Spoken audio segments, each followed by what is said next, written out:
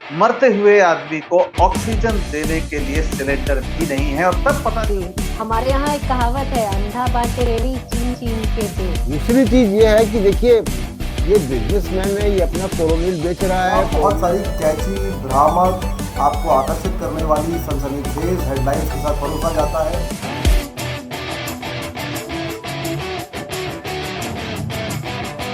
नमस्कार, आपका स्वागत है हमारे नए शो में। नया शो जिसका नाम क्या है? नाम तो स्क्रीन पे लिखा हुआ है, नाम है खबर को समझें। पर दरअसल खबर को समझने की ज़रूरत क्या है? तो क्या खबर केवल खबर है या खबर आप पर कोई असर भी करती है? बिल्कुल कोई शक नहीं है कि खबर आप पर, हम पर, सब पर असर करती है। और वो खबर भले ही सीधे हमसे ना जुड़ी हो, हमारे आसपास की दुनिया से जुड़ी हो, तो भी हम पर असर करती है। लेकिन हो क्या रहा है? यह पोस्ट ट्रुथ दौर, यानी कि जहां सच को अलग अलग तरह से घुमा के, फिरा के, तोड़ मरोड़ के, या बहुत सारी कैची, भ्रामक, आपको आकर्षित करने वाली सनसनीखेज हेडलाइंस के साथ परोसा जाता है। आपके सामने केवल खबर रख दी जाती है और आपको उस खबर को समझाया नहीं जाता है। उदाहरण के लिए आपसे कहा जाए कि कोरोना के आंकड़े कम हो रहे हैं, तो कितने कम हो रहे हैं? दुनिया के मुकाबले क्या है? क्या ये डेटा असली है कि ये फज किया हुआ है, मैनिपुलेटेड है? आपसे कहा जाए कि वैक्सीन लगने की संख्या बढ़ गई है, तो कितनी बढ़ गई है? क्या पहले गिरी थी और उससे थोड़ी सी बढ़ गई है? और ये सारी चीज़ें आपके सामने आज के दौर में नहीं परोसे जाती हैं। तो खबर को केवल खबर की तरह मत देखिए, उसको समझने की कोशिश की जाए। इसलिए हम लेकर आए हैं अपना ये एक नया शो, नया कैप्सूल जो रोज़ आएगा। फ़र्क बस ये होगा कि सोमवार से शुक्रवार ये आपको दोपहर में मिलेगा और शनिवार रविवार रात को मिलेगा, देर रात, क्योंकि हफ्ते भर की खबरों में से कुछ खबरें चुनकर हम लाएंगे, उन पे बात करेंगे। और कौन करेगा ये बात? मैं करूँगा। मेरा नाम है मयंक और आप देख रहे हैं मीडिया विजिल पे ये हमारा नया शो खबर को समझें। तो खबर को समझने के इस प्रोसेस में सबसे पहले हम कहाँ चलेंगे? हम चलेंगे एक अंतर्राष्ट्रीय खबर की ओर। क्यों? क्योंकि इस खबर ने बड़ा जो है विवाद मचा रखा था कुछ समय से, और इस तरह का विवाद कि भाई दुनिया हिली हुई थी। लग रहा था कि क्या कोई नया युद्ध होने वाला है। और क्या हुआ? इजराइल में बेंजामिन नेतन्याहू का दौर जो है वो खत्म होने वाला है। इजराइल के प्रधानमंत्री बेंजामिन नेतन्याहू जो है, जल्द ही नई सरकार का गठन होगा, वो जाने वाले हैं। और नई सरकार दक्षिणपंथी नेता नफ्ताली बेनेट जो है उनके नेतृत्व बनेगी। गठबंधन सरकार है, केवल दक्षिणपंथी नहीं है, अलग अलग कई सारी विचारधाराएं आ गई हैं। और ऐसे वक्त में जब गाजा और फिलिस्तीन और युद्ध का पूरा माहौल बना हुआ था, बेंजामिन नेतन्याहू इसके बाद भी अपने पक्ष में माहौल नहीं बना पाए। नई सरकार में मध्यमार्गी भी शामिल है, वामपंथी भी शामिल हैं और अरब पार्टी है। इस गठबंधन के पास फिलहाल केवल 61 सदस्य हैं और इसके साथ समस्या खड़ी होती है। क्यों? क्योंकि सरकार को चलाना बहुत बड़ी चुनौती होने वाली है नए गठबंधन के लिए। जो बेनेट साहब हैं, नए प्रधानमंत्री जो बनने वाले हैं इजराइल के लिए, उनके लिए बहुत मुश्किल होगा अलग अलग विचारधाराओं को साथ लेके चलना। लेकिन सबसे दिलचस्प सहयोगी कौन है? एक अरब पार्टी है, राम नाम का एक अरब दल है जो इजराइल के अरब समुदाय का नेतृत्व करती है। इसके नेता है 47 साल के डॉक्टर मंसूर अब्बास। डॉक्टर मंसूर अब्बास कौन है? पेशे से जो है वो एक डेंटिस्ट हैं, दंत चिकित्सक हैं।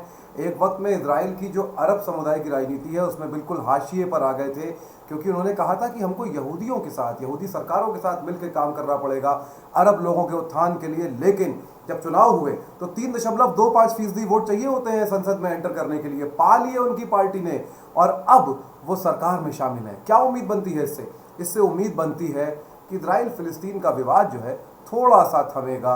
क्योंकि और बहुत दिलचस्प बात यह है कि मंसूर अब्बास बहुत विनम्र व्यक्ति माने जाते हैं, बहुत सिद्धांतवादी माने जाते हैं। अभी भी पढ़ाई कर रहे हैं, राजनीति शास्त्र में मास्टर्स की डिग्री ले रहे हैं मंसूर अब्बास।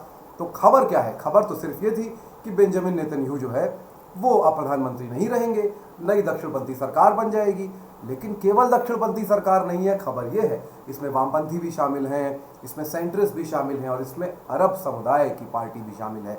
खबर सिर्फ इतनी नहीं है कि ये गठबंधन सरकार होगी, खबर ये भी है कि सीटें बहुत कम है। 120 जो है सीटें हैं इजराइल की संसद में, जिसमें से केवल 61 सीटें, यानी कि आधे से सिर्फ एक ज़्यादा सीट है। और 2 सीटें कम हुई तो सरकार का क्या होगा नहीं पता है। तो ये एक बहुत बड़ा चैलेंज है और इस चैलेंज का नतीजा क्या होगा? इसका नतीजा ये होगा कि नई सरकार को, नए प्रधानमंत्री को सारे दलों को, उनकी विचारधाराओं को, उनके मुद्दों को साथ लेके चलना पड़ेगा। और साथ लेके चलेंगे तो क्या होगा? सबकी बातें माननी पड़ेंगी। यानी कि जो लेफ्टिस्ट पार्टी है वो भी चाहेगी कि फिलिस्तीन के साथ युद्ध विराम हो, समझौते का शांतिपूर्ण हल निकले। मध्यमार्गी पार्टी भी यही चाहेगी और चाह के भी दक्षिणपंथी पार्टी इसके खिलाफ नहीं जा सकती। तो हमने मंसूर अब्बास की बात की। मंसूर अब्बास फिलिस्तीन मामले का एक शांतिपूर्ण समाधान चाहते हैं, ऐसे ही लेफ्टिस्ट पार्टी भी चाहती है और वो यहूदी जो समुदाय है उसके साथ मिलकर काम करना चाहते हैं। इस वजह से एक समय में कट्टरपंथी अरब समुदाय के नेताओं ने उनको किनारे कर दिया। लगा कि अब उनका राजनीतिक करियर खत्म हो जाएगा, पर चुनाव में बढ़िया सफलता हासिल की मंसूर अब्बास ने और अब वो सरकार के सहयोगी नहीं है, सरकार में शामिल हो रहे हैं, यानी कि सरकार में अंदर रहेंगे। और ऐसे में जो है वो फिलिस्तीन खास तौर पे वहाँ पे भी जो मुखिया हैं सरकार के वो अलग थलग पड़े हुए हैं। हमास जो है मजबूत हो रहा था, उनके लिए भी एक उम्मीद की किरण जो है वहाँ पर है। मंसूर अब्बास अभी भी पढ़ाई कर रहे हैं, ये हमने आपको बताया। और इसी के साथ अब कहाँ चलना है, अब हमको चलना है अगली खबर की तरफ। अगली खबर कहाँ से आ रही है? अगली खबर आ रही है उत्तर प्रदेश से। उत्तर प्रदेश में बड़ी शिकायत हो गई है भाई, बहुत शिकायत हो गई। आप स्क्रीन पर अरविंद कुमार शर्मा को देख रहे हैं, योगी आदित्यनाथ की फोटो देख रहे हैं। कुछ सवाल हैं, यूपी में क्या हुआ है? 2 हफ्ते से बड़ा विवाद मचा हुआ था उत्तर प्रदेश में और अरविंद कुमार शर्मा की तस्वीर आपको दिखाई दे रही है। इनके बारे में हम बात करेंगे। इनको जो है यूपी भेजा गया था, कहाँ से? केंद्र से भेजा गया था, क्योंकि नरेंद्र मोदी के करीबी हैं। इनकी बात भी हम करेंगे, लेकिन उसके पहले हम थोड़ा सा जो है पहले आपको इस खबर के बारे में बात करते हैं कि पिछले 2 हफ्ते से लगातार भारतीय जनता पार्टी, आरएसएस, कई बड़े बड़े नेता उत्तर प्रदेश में जमे हुए थे। क्यों जमे हुए थे? ये जो स्क्रीन पे चल रहा है इससे अब हम थोड़ा सा पीछे जाते हैं। तो क्या भारतीय जनता पार्टी का आला कमान योगी आदित्यनाथ को 2023 में विधानसभा चुनाव में मुख्यमंत्री के चेहरे के तौर पर नहीं चाहता है? क्या बड़ी उठापटक होने वाली है? क्या होने वाला है? क्या हो सकता है?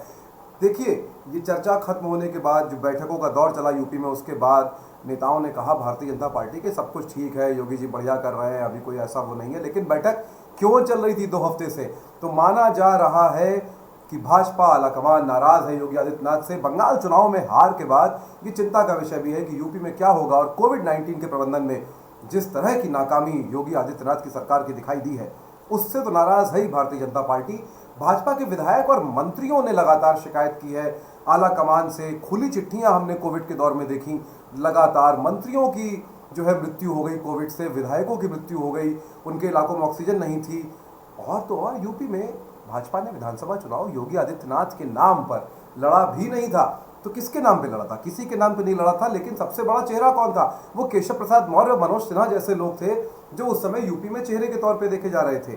और यही वजह थी कि डिप्टी सीएम बनाया गया डॉक्टर दिनेश सिंह को और केशव प्रसाद मौर्य को, जो ओबीसी के नेता है।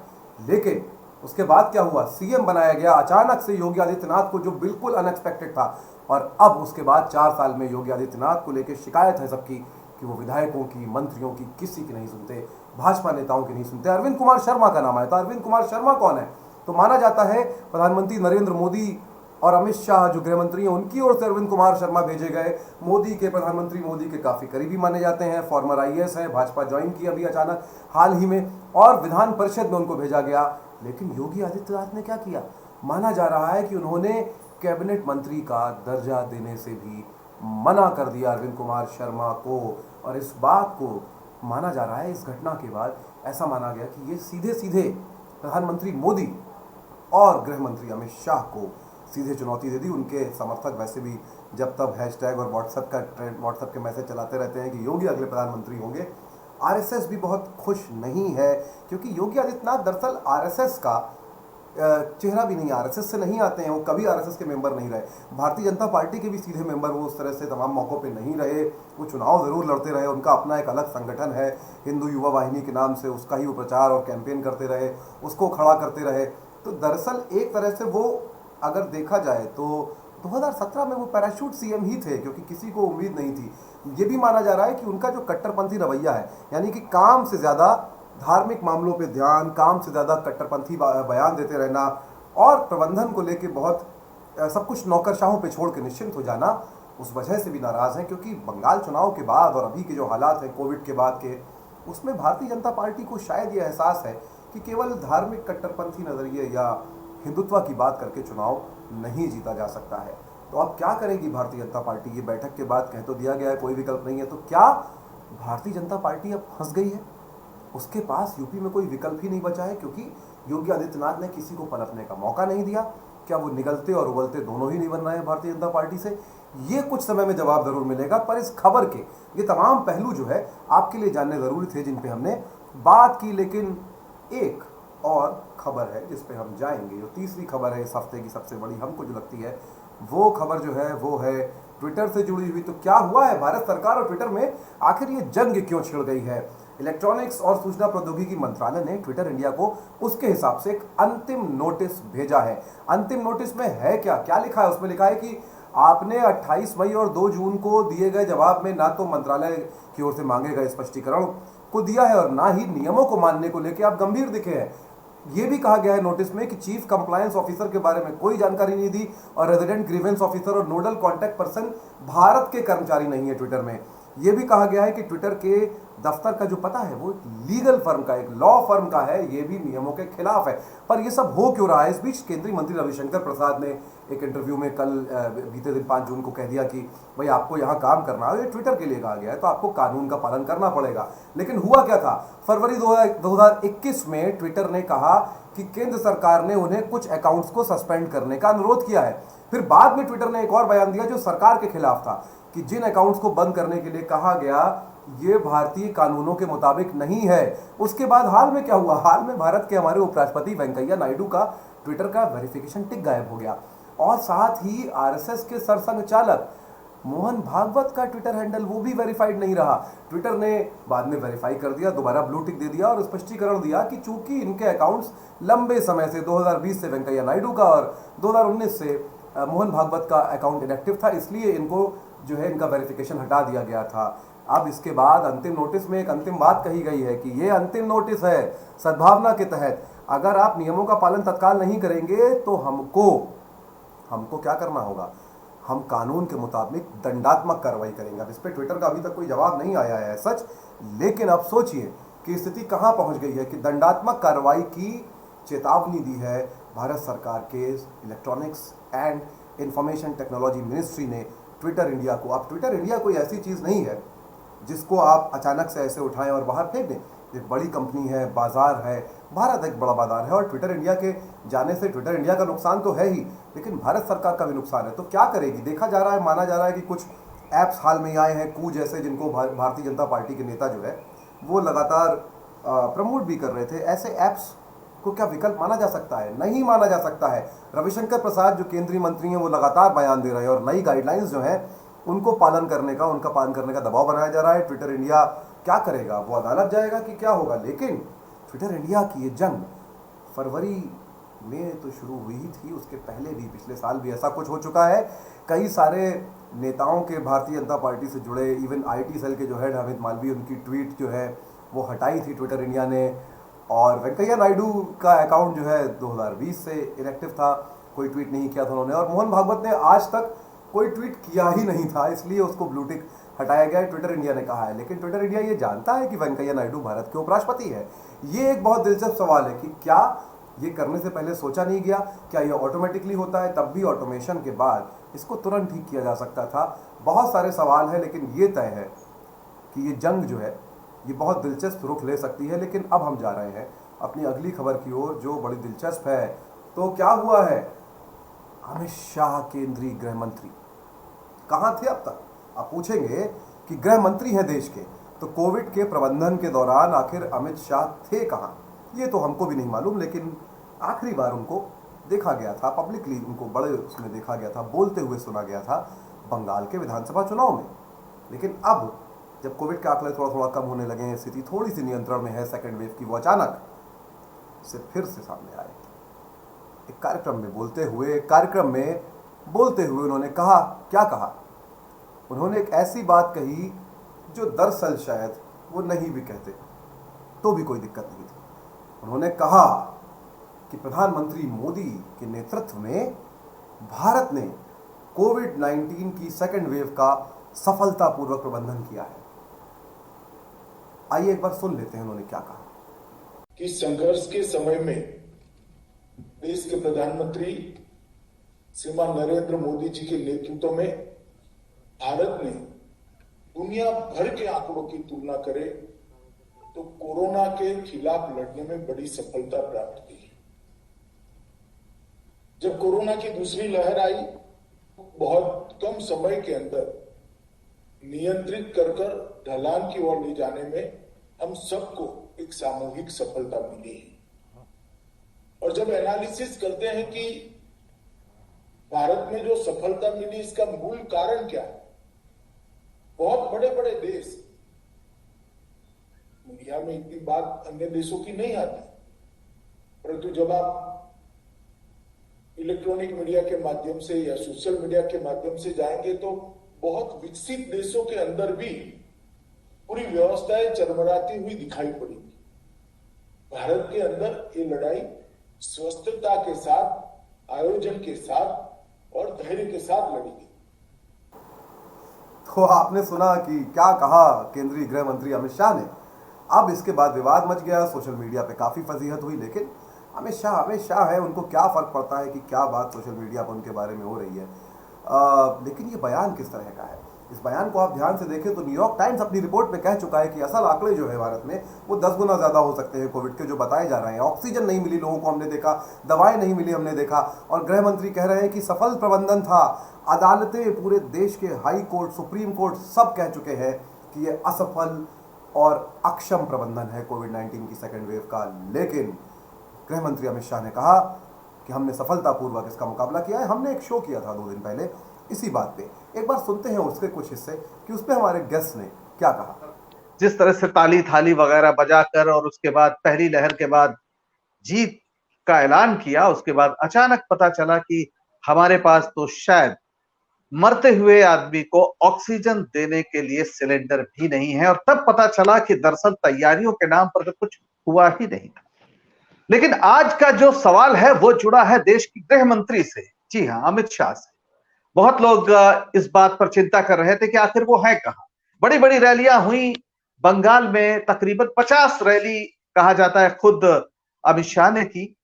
बहरहाल रिजल्ट जो आए वो एक अलग विषय है, लेकिन देश की गृह मंत्री के रूप में उनकी जो भूमिका रही उसकी सराहना नहीं हुई, प्रधानमंत्री की भी सराहना नहीं हुई, बल्कि दुनिया भर में अखबारों ने, मीडिया ने ये लिखा। भारतीय मीडिया ने नहीं, जैसा आप जानते हैं यहां पर आंख पर पट्टी बांध दी गई है, लेकिन दुनिया के मीडिया ने कहा कि प्रधानमंत्री मोदी के नेतृत्व में भारत जो है वो कोरोना के इस दूसरी लहर के अंदर प्रवेश किया है उसने, यानी जिम्मेदार इस देश की सरकार रही। बहरहाल आज अमित शाह ने एक बयान दिया जो बहुत चर्चा में है। बयान हालांकि कल का है। उन्होंने कहा कि दूसरी लहर में भारत ने बहुत शानदार तरीके से काम किया, किसी भी विकसित देश की तुलना में भारत में बेहतरीन काम हुआ और यही वजह है कि हम इस लहर को नियंत्रित करने में कामयाब हुए। अब अगर लाशें हंस सकती तो बहुत बुरी तरह हंसती।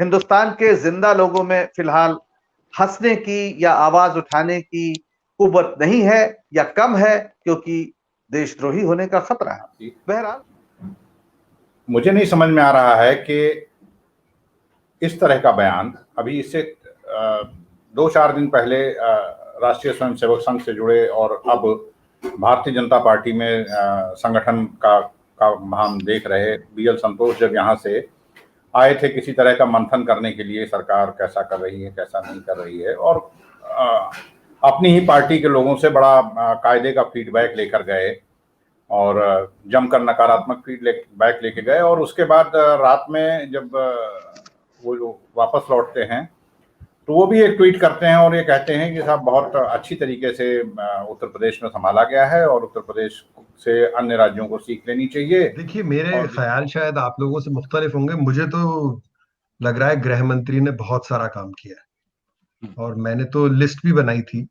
और क्योंकि मुझे लगा कि मैंने तो 25-30 चीजें लिख ली हैं यहाँ पे, तो मैं उसमें से 5-6 चीजें पढ़ देता हूँ क्योंकि ये बहुत इंपॉर्टेंट है कि हम लोग सिर्फ उनकी बुराई नहीं करें। देखिए, ये बड़ी इंपॉर्टेंट चीज है कि हर वक्त, और सकारात्मकता फैलाने के लिए मैं आया हूँ यहाँ पे, क्योंकि भाई पहली तो चीज जो यहाँ पे सीधी सीधी साफ है कि अब -8% GDP है। अब काम तो किया ही होगा ना उन्होंने बहुत सारा, अगर काम नहीं किया होता तो ये कहां से आती। नंबर 1, जीरो से इतना नीचे ले जाना वाकई मुश्किल काम। जीरो नहीं तक नहीं तो सर, सुना नहीं नहीं किया। सर, आप 2014 से देखिए 7.3 से लेके आए हम। ओ आप, हाँ मतलब आप देखिए, फिर गलत कर बोल दिया ना आपने। यही तो, जी, ये माफी चाहते सकारात्मकता हैं जो है ना, बिल्कुल आपसे। हाँ, ये नहीं, ये यही तो है ना, ये फैक्ट जो है ना, जो आप लोग गलत कर देते हैं ना, ये बहुत बड़ा मसला है। इसीलिए मोदी जी नाराज भी होते हैं कि वो 7.3 से नीचे लेके आए, ओ, और अब -8 के आसपास लेके आ गए, देखिए वो जी, हमारे यहाँ एक कहावत है, अंधा बांटे रेवड़ी चीन चीन के दे। तो क्या होता है भारतीय जनता पार्टी में कि काम धाम तो कुछ करना नहीं है, लेकिन तारीफ खुद की आपस में ही मिलजुल के करते हैं। नहीं तो जो हम देखते हैं कि रक्षा मंत्री वित्त मंत्री के बयान देता है, विदेश मंत्री स्वास्थ्य मंत्री के भी बयान दे देता है, नगरीय विकास मंत्री भी स्वास्थ्य मंत्री के दे देता है, किसानों के बारे में रेल मंत्री बात कर लेता है, मतलब सॉलिड हॉच पॉच है। तो आपने सुना कि हमारे शो पे जो गेस्ट आए थे उन्होंने क्या कहा। इसके बाद मुझे कुछ कहने की ज़रूरत नहीं पड़ती है, बस एक बात जो है वो मैं कहना चाहूँगा फिर से कि ये शो जो हमने शुरू किया है, ये नया न्यूज़ कैप्सूल जो है ये रोज़ आएगा, शनिवार और रविवार को रात को आएगा, बाकी दिन दोपहर में आएगा। आप इसको देख सकते हैं मीडिया विजिल के फेसबुक और यूट्यूब चैनल पे। आपको स्क्रीन पर दिख रहा होगा, यूट्यूब पे मीडिया स्पेस विजिल सर्च करें, फेसबुक पे एक साथ मीडिया विजिल लिख के इसको सर्च करें, आपको हमारा पेज मिल जाएगा। उसको फॉलो करें, ट्विटर पे हमको फॉलो करें मीडिया विजिल इंडिया पे, यूट्यूब पे हमको सब्सक्राइब कर ले, नोटिफिकेशन ऑन कर दे, फेसबुक पे हमारा पेज लाइक कर दे, फॉलो कर दे, आपको नोटिफिकेशन मिल जाएगा। क्योंकि खबर को सिर्फ सुनना नहीं चाहिए, खबर को सिर्फ देखना नहीं चाहिए, खबर को समझना भी चाहिए। और अगर आप हमारी आर्थिक मदद करना चाहते हैं तो नीचे स्क्रीन पे लगातार एक लिंक चल रहा था, आप इस वीडियो को स्क्रॉल करके आगे पीछे टाइमलाइन पे जाके देख सकते हैं कि वो लिंक क्या है। वो लिंक आपको स्क्रीन पे लगातार दिखेगा इस वीडियो में। उस लिंक पर जाकर अगर आप हमारी आर्थिक मदद करेंगे तो अपना काम हम ऐसे ही लगातार मेहनत से करते रह पाएंगे। हम आर्थिक संसाधनों के भयानक अभाव से जूझते हुए भी ईमानदार पत्रकारिता करने की कोशिश कर रहे हैं। ये कैप्सूल फिलहाल यहीं पे ख़त्म होता है। हर रोज़ हम ऐसे ही पिछले 24 घंटे की 4 या 5 अहम खबरों के साथ आएंगे। आर्थिक मदद कर सकते हैं www.instamojo.com/@mediavigil पर जाकर। फिलहाल चलते हैं, मैं मयंक सक्सेना हूँ, मुझे इजाज़त दीजिए। हम मिलेंगे फिर खबर को समझे के अगले एपिसोड में। मरते हुए आदमी को ऑक्सीजन देने के लिए सिलेंडर भी नहीं है, और तब पता नहीं। हमारे यहाँ एक कहावत है, अंधा बांटे रेवड़ी चीन चीन के दे। दूसरी चीज ये है कि देखिए, ये बिजनेसमैन है, ये अपना कोरोनिल बेच रहा है। बहुत सारी कैची, भ्रामक, आपको आकर्षित करने वाली सनसनीखेज हेडलाइंस के साथ परोसा जाता है।